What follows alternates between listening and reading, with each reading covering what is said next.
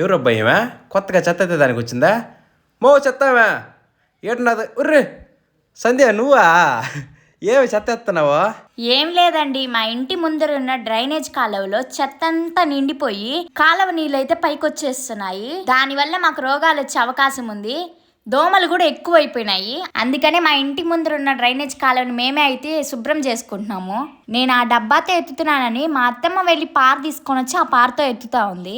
పంచాయతీ వాళ్ళు ఎప్పుడో వచ్చి ఎత్తుతారులే అని చూసుకొని ఉంటే మనకే అనారోగ్యం వస్తుంది. కాబట్టి మా ఇంటి ముందర మేము శుభ్రం చేసుకుంటున్నాము.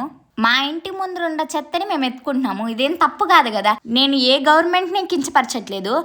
దయచేసి ఇది రాజకీయాలకు మాత్రం తీసుకురావద్దండి. అయినా ఎవరో వస్తారు ఏదో చేస్తారని మాత్రం అనుకోవద్దండి.